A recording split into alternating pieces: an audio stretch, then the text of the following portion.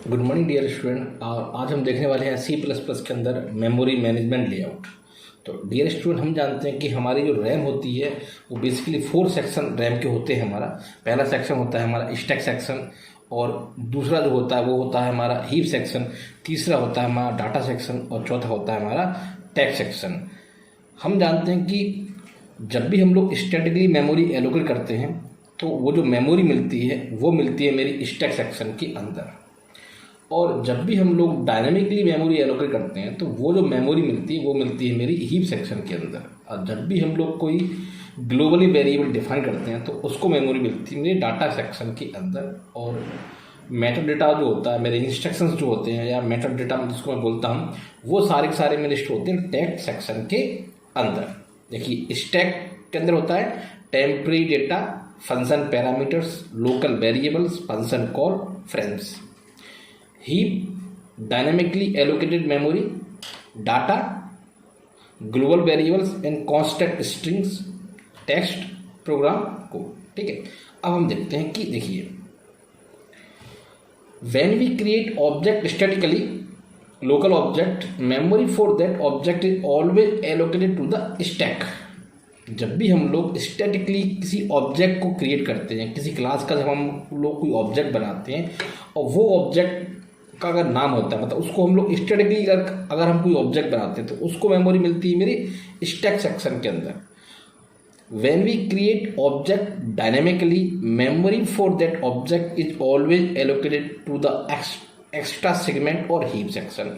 जब भी हम लोग ऑब्जेक्ट बनाते हैं डायनेमिकली तो उसको जो मेमोरी मिलती है वो मिलती है मेरी एक्स्ट्रा सेक्शन या हीप सेक्शन के अंदर। When we create object globally, memory for that object is always allocated to the data section. देखिए, जब भी किसी क्लास का ऑब्जेक्ट बनाते हैं और ऑब्जेक्ट अगर मैंने स्टैटिकली बनाया है तो उसको जो मेमोरी मिलेगी वो मिलेगी मेरी स्टैक सेक्शन के अंदर। अगर मैंने किसी ऑब्जेक्ट को न्यू ऑपरेटर या डायनेमिकली मैंने ऑब्जेक्ट क्रिएट किया है तो उसको जो मेमोरी मिलेगी वो मिलेगी मेरी हीप सेक्शन के अंदर। और अगर मैंने किसी ऑब्जेक्ट को ग्लोबली बनाया है तो उसको जो मेमोरी मिलेगी वो मिलेगी उसको डाटा सेगमेंट के अंदर। तो 3 तरह से हम लोग ऑब्जेक्ट क्रिएट कर सकते हैं, स्टैटिकली, डायनेमिकली, ग्लोबली। ठीक है, चलिए एक एग्जाम्पल से हम इसको समझते हैं।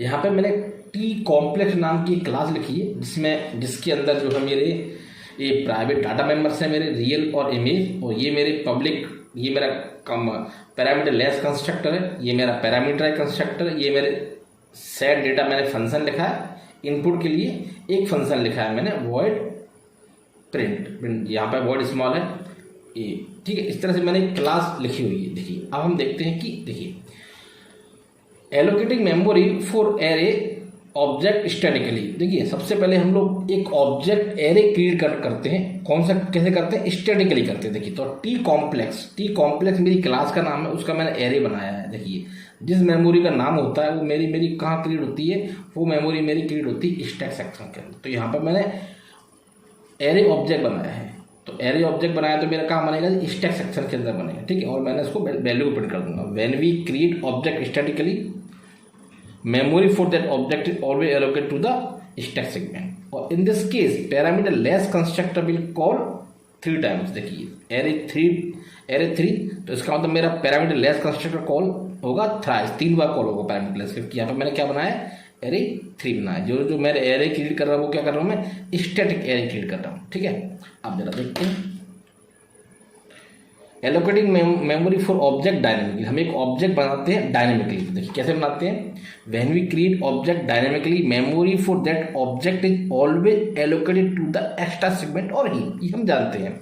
अब जरा देखिए, मैंने बनाया मेरे क्लास का नाम है ptr मैंने पॉइंटर बनाया, मैंने कॉम्प्लेक्स क्लास का पॉइंटर बनाया, कॉम्प्लेक्स टाइप का मैंने क्या बनाया? पॉइंटर बनाया। तो ये जो मेरा पॉइंटर है किसके एड्रेस होल्ड कर सकता है?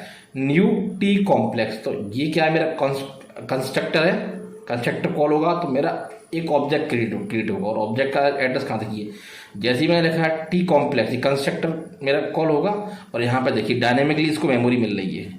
डायनेमिकली ये मेमोरी होगी, इसके एड्रेस को मैंने कॉपी किया है पीटीआर के अंदर। अब पीटीआर के अंदर मैं क्या कर सकता हूँ? इसको मेमोरी वैल्यू दे सकता हूँ मैं पीटीआर के से, मैं इसको एक्सेस कर सकता हूँ इस ऑब्जेक्ट को। और इसको वैल्यू फाइनली मैं इसको डिलीट कर दूंगा और ये इसको कर दूंगा।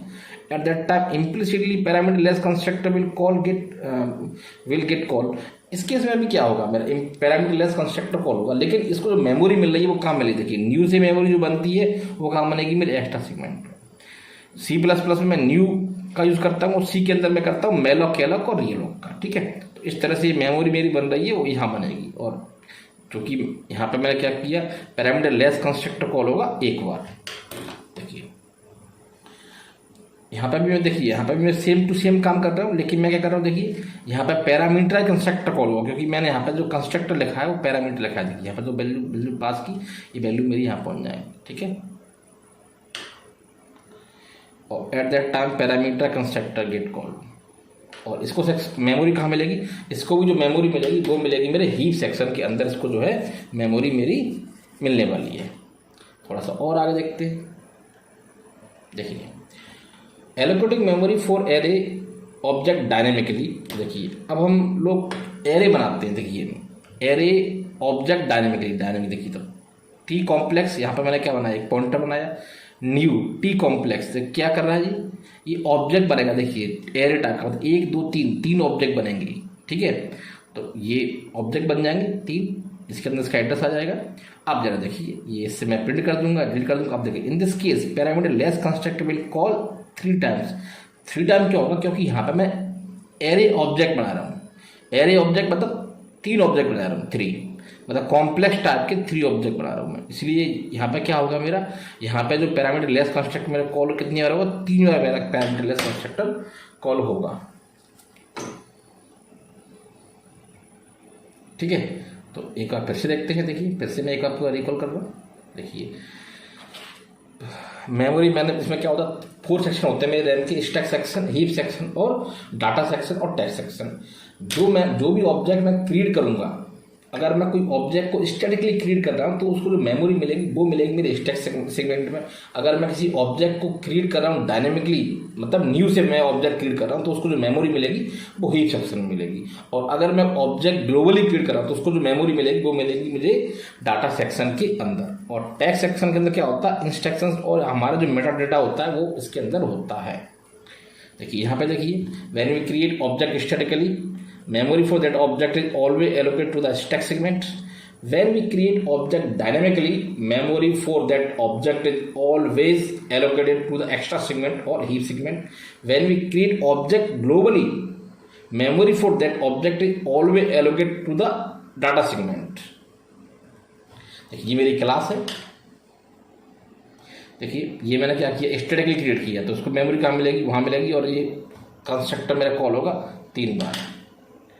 सेम टू सेम मैंने एक ऑब्जेक्ट बनाया है, ये सेक्शन बनेगा। यहाँ पे भी मैंने क्या बनाया, ऑब्जेक्ट बनाया, लेकिन यहाँ पे देखिए पैरामीटर कंस्ट्रक्टर यूज कर रहा हूँ, और यहाँ पे मैं यूज कर रहा हूँ पैरामीटर लेस कंस्ट्रक्टर। यहाँ पे मैं ऑब्जेक्ट क्रिएट किया है, देखिए 3, तो पैरामीटर जो मेरा कंस्ट्रक्टर कॉल होगा वो 3 बार कॉल होगा, ठीक है। Thank you very much.